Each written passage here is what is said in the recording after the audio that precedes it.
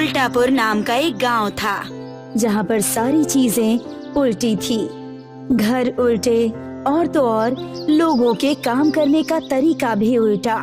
फिर एक दिन ये खबर शिमलापुर गांव के हरीश को पता चलती है और वो खुद ही अपनी आंखों से इस गांव को देखने के लिए आता है। वो देखकर कहता है, अरे ये क्या, यहाँ तो जैसा सुना था वैसे ही सारी चीजें उल्टी हैं। घर से लेकर कुएं सब उल्टे हैं, पर ये सब संभव कैसे है? हरीश गांव में जाता है और उसे एक आदमी से मिलता है जो अपनी साइकिल उल्टी चला रहा होता है और हरीश उससे पूछता है, सुनिए, क्या आप मुझे बता सकते हैं कि यहाँ सब उल्टा क्यों है और आप ये साइकिल उल्टी क्यों चला रहे हैं? मुझे ये तो नहीं पता, पर जब से मैं इस गांव में हूँ तब से सब ऐसा ही चल रहा है। पर तुम ये बात गांव के मुखिया से पूछ सकते हो, उन्हें जरूर कुछ पता होगा। और वो मुझे कहाँ मिलेंगे? गांव में एक बहुत बड़ा पेड़ मिलेगा, जो कि गांव में अकेला सीधा पेड़ है। आपका बहुत बहुत शुक्रिया।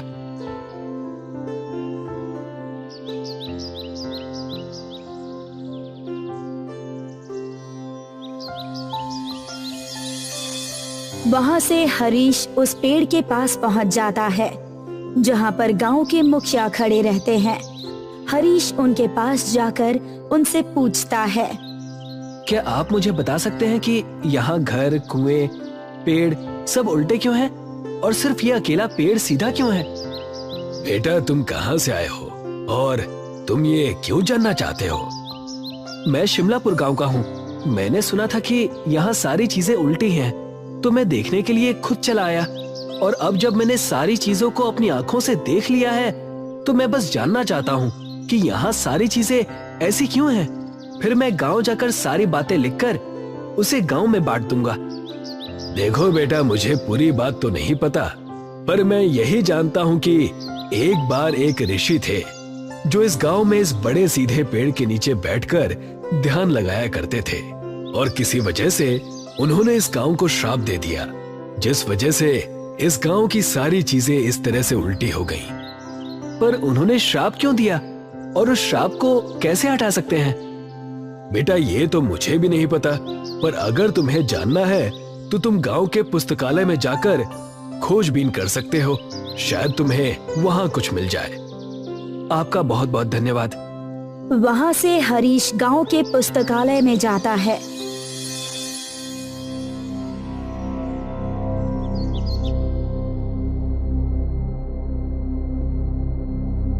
जहाँ पर कई सारी किताबों की लिखाई उल्टी होती है। यहाँ के किताबों में तो लिखावट भी उल्टी है, इसे तो पढ़ना भी बहुत मुश्किल है। हरीश किताबों को पढ़ने की कोशिश करता है। वैसे ही उसकी नजर एक किताब पर पड़ती है जो कि बाकी किताबों से थोड़ी अलग थी। हरीश उस किताब को उठाकर जैसे ही खोलता है तो वो देखता है, अरे, इस किताब में तो सारी चीजें सीधी लिखी हुई हैं। देखता हूँ, शायद इसमें कुछ लिखा हो जिससे ये पता चल जाए कि इस गांव की ये हालत आखिर हुई कैसे। हरीश उस किताब को पढ़ने लगता है जिसमें गांव की कहानी लिखी होती है। कई सालों पहले एक संत इस गांव में प्रवेश करते हैं और बड़े से पेड़ के नीचे बैठ जाते हैं। उस समय गांव का नाम सीधापुर हुआ करता था और संत जी गांव वालों को सही बातें सिखाया करते थे। एक दिन संत जी गांव वालों को इकट्ठा करते हैं और उन्हें सूचना देते हैं। गांव वालों, मैंने आप सभी को यहाँ इसलिए इकट्ठा किया है ताकि आप सभी को गांव में हो रहे शिकार के बारे में बता सकूं। आप लोग जो मासूम जानवरों का शिकार कर रहे हैं उसे अभी छोड़ दीजिए, वरना इसका अंजाम पूरे गांव वालों को भुगतना पड़ेगा। ये बात सुनकर कुछ लोग आपस में कहते हैं, इस संत को यहाँ आए हुए कुछ ही दिन हुए और ये हम पर अपना राज चलाना चाहता है। तुम सही कह रहे हो, हम तो अपने शिकार का काम जारी रखेंगे। चलो अपने शिकार के जाल को गांव के जंगल में डाल कर आते हैं। गांव वाले संत की बातों को अनसुना कर देते हैं और फिर से शिकार के कई सारे जालों को जंगल में बिछा देते हैं। फिर एक दिन संत जंगल से गुजर रहे होते हैं। ये गांव वाले शिकार हद से ज्यादा करने लगे हैं और ये सब कुछ अपने शौक के लिए कर रहे हैं। बिना वजह मासूम जानवरों को मारना बहुत बुरा है। जैसे ही वो ये शब्द कहते हैं, वैसे ही एक रस्सी उनके पैर में पड़ती है और खींचकर संत जी को पेड़ से उल्टा लटका देती है। लगता है बड़ा शिकार हाथ लगा है। हाँ हाँ, चलो देखते हैं। जैसे ही वो लोग वहाँ संत जी को उल्टा लटके देखते हैं, वो डर जाते हैं और जल्दी से उन्हें नीचे उतारते हैं। फिर माफी मांगने लगते हैं, पर संत जी बिना कुछ सुने उस पेड़ के नीचे आ जाते हैं और ध्यान में लग जाते हैं और जल्द ही सारे गांव में ये बात मालूम पड़ जाती है। सारे गांव वाले संत जी से मिलने आते हैं। हमें माफ कर दीजिए जो हमने किया उसके लिए। संत जी ध्यान से अपनी आंखें खोलते हैं। उनकी आंखें क्रोध से लाल हो चुकी होती है और फिर वो गांव वालों से कहते हैं, मैंने तुम्हें पहले ही चेतावनी दी थी, पर जो आज मेरे साथ हुआ मैं उसे नहीं भूल सकता। जिस तरह से मैं उल्टा लटका और मुझे सारी चीजें उल्टी नजर आई, उसी प्रकार ये मेरा इस गांव को श्राप है कि ये पूरा गांव भी उल्टा हो जाएगा और इस गांव का नाम आज से ही सीधपुर से उल्टापुर होगा। गांव वाले ये सुनकर उनसे माफी मांगने लगते हैं और वादा करते हैं कि वो कभी भी आगे से शिकार नहीं करेंगे। ये देखकर संत जी को उन पर तरस आ जाती है और वो उन्हें बताते हैं, एक दिन आएगा जब एक नेक इंसान जो तुम्हारी परिस्थिति पर तरस खाएगा और तुम्हारी मदद करने की कोशिश करेगा, बस उसे मेरे जैसे 100 संतों को अपने हाथों से बनाकर भोजन खिलाना होगा। लेकिन भोजन की सामग्री गांव के हर घर से आनी चाहिए। तब से लेकर आज तक सारी चीजें उल्टी है, बस उस पेड़ को छोड़कर जहाँ पर संत जी बैठा करते थे। ये किताब जो संत जी ने खुद ही लिखी थी, इस किताब को पढ़कर हरीश मुखिया के पास जाकर उन्हें सारी बातें बताता है और कहता है, अगर हमें ये श्राप तोड़ना है तो हमें सारे गांव के घरों से खाने का सामान मंगाना होगा। ये तुम सही कह रहे हो। मैं आज ही सारे गांव वालों को जमा करता हूँ और उन्हें सारी बातें बताता हूँ। पर वो व्यक्ति है कौन जो हमारी मदद करना चाहता है? मुखिया जी, वो और कोई नहीं, मैं ही हूँ। जब से मैं आया हूँ मुझे आप लोगों की परिस्थिति पर तरस आ रहा है और मैं तो बस आप लोगों की मदद करने का कोई उपाय ढूंढ रहा था, तभी मुझे वो किताब मिली। बहुत बहुत धन्यवाद तुम्हारा बेटा। मुखिया सारे गांव वालों को जमा करता है और सारी बातें विस्तार से बताता है और फिर गांव वाले कहते हैं, हम सारी चीजें करने को तैयार हैं। हमें इस श्राप से मुक्त होना है हरीश, तुम बस खाना बनाना। हम सभी गांव वाले गांव के सभी घरों से तुम्हें खाने का सामान लाकर देंगे। जी ठीक है, तो मैं 100 संतों के लिए खुद खाना बनाऊंगा और इस गांव को इस उल्टे होने के श्राप से मुक्त कराऊंगा। गांव के हर एक घर से कुछ न कुछ सामान आता है और सबको जमा करके हरीश संतों के लिए खाना बनाता है। अगले दिन गांव वाले 100 संतों को बुलाते हैं भोजन के लिए। खाना खाने के बाद उनमें से एक संत मुखिया जी से पूछते हैं, क्या हुआ मुखिया, अचानक से हम सभी के लिए ये दावत कैसी? कई वर्षों पहले एक संत ने इस गांव को श्राप दिया था कि इस गांव की सारी चीजें उल्टी हो जाएं, चाहे वो घर हो या फिर पेड़ या फिर कुआं। और उन्होंने कहा था कि ये सभी चीजें ठीक तभी होंगी जब कोई नेक इंसान हमारी इस दशा को देखकर हम पर तरस खाएगा और वो 100 संतों को अपने हाथों से बनाकर भोजन कराएगा और भोजन का सामान गांव के हर एक घर से आना चाहिए। संत हरीश को अपने पास बुलाते हैं। हरीश बेटा, तुमने जो इस गांव के लिए किया है उसे देखकर हम सब बहुत खुश हैं। अगर ये गांव इस श्राप से मुक्त हुआ है तो इसका श्रेय सिर्फ और सिर्फ तुम्हें जाता है। संत जी, ये मेरा कर्तव्य है कि मैं लोगों के लिए अच्छा करूं। सदा खुश रहो बेटा। ये कहकर सारे संत गांव वालों को आशीर्वाद देते हैं और अपने रास्ते निकल जाते हैं। और फिर अगली सुबह जब सूरज उगता है तो सारी चीजें एकदम सीधी हो जाती है। गांव के हर एक घर सब सीधे हो जाते हैं। ये देखकर गांव वाले बहुत खुश हो जाते हैं और मुखिया जी सारे गांव वालों को एक साथ जमा करते हैं। हरीश बेटे, तुम्हारा बहुत बहुत धन्यवाद। जो तुमने हमारे लिए किया शायद ही कोई करता है। इसकी कोई जरूरत नहीं है मुखिया जी। बस आप गांव वालों को बता दीजिए कि पहले वाली गलतियां वापस ना दोहराएं। हाँ, तुम सही कह रहे हो। तभी मुखिया जी सारे गांव के लोगों से कहते हैं, इस गांव में आज के बाद कभी कोई जानवरों का शिकार नहीं करेगा और अगर कोई शिकार करते हुए पकड़ा गया तो उसे गांव से निकाल दिया जाएगा। हाँ, हम कभी मासूम जानवरों का शिकार नहीं करेंगे।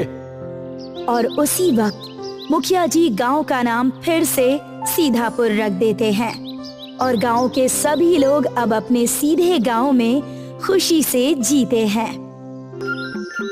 कर्नाटका के एक गांव कुरांगिनी में कुछ आदिवासी रहते थे जो हमेशा अपने पितृदेव यानी अपने कुल देवता की सेवा करते थे।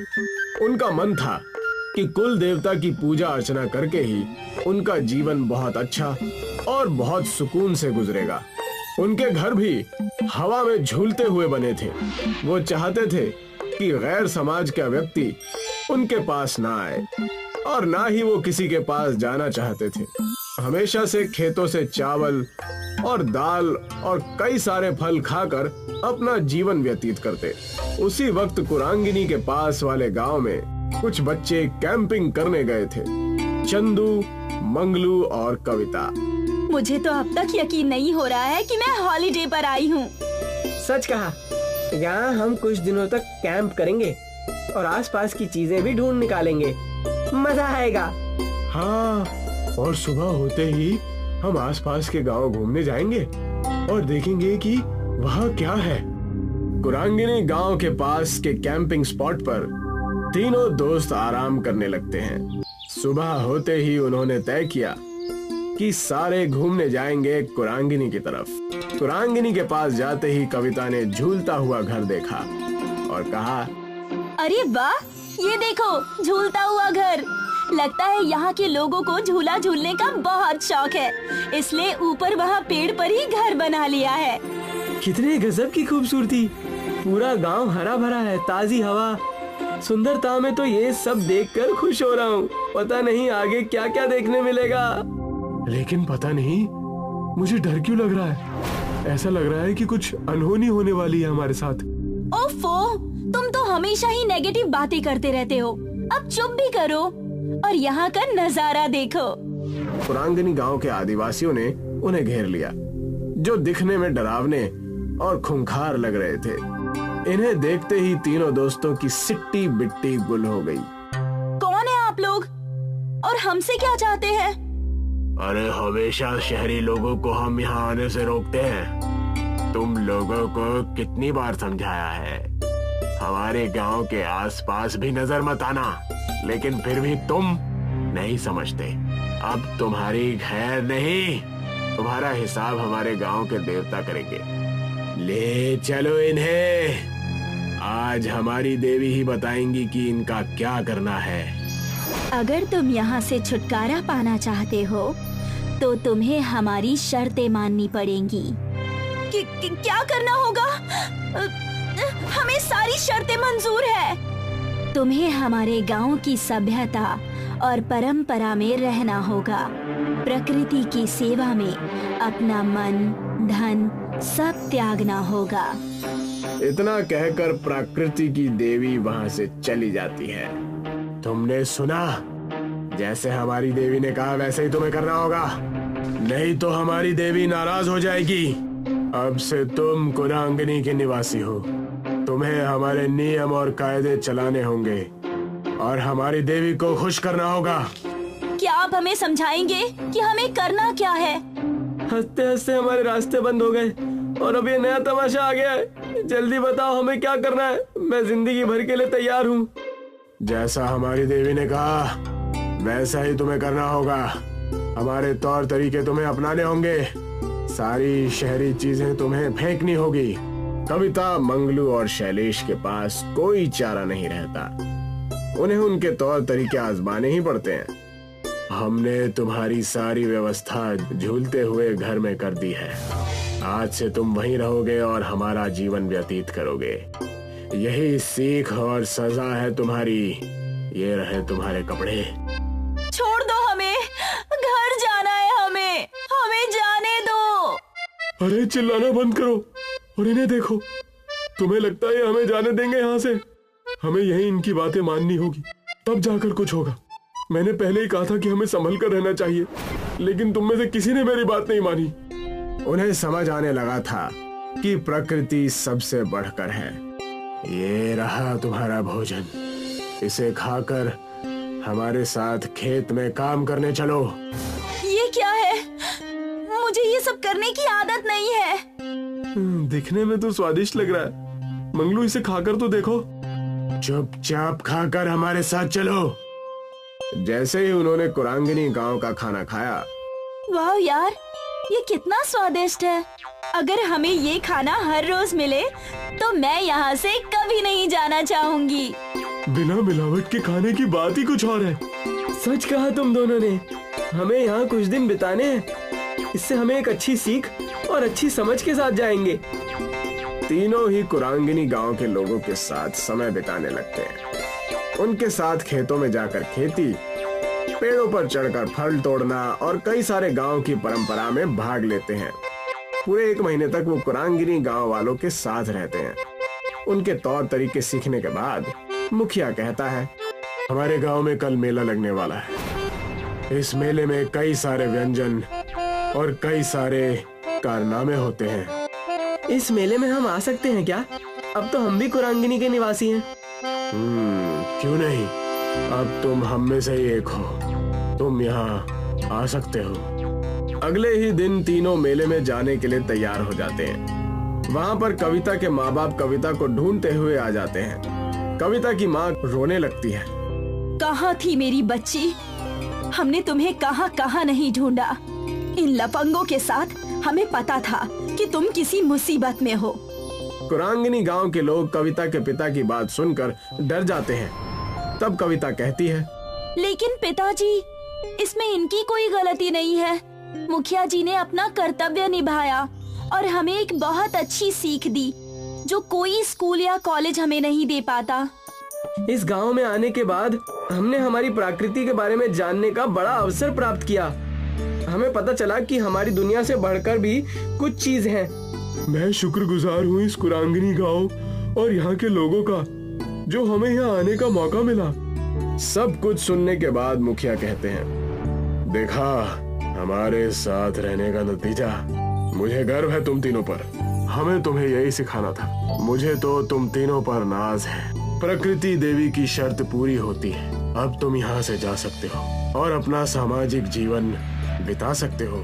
कविता, मंगलू और शैलेश वहाँ से खुशी खुशी जाने लगते हैं। हम आप सब से मिलने साल में एक बार जरूर आएंगे और शहर जाकर लोगों को प्रकृति के बारे में सतर्क करेंगे।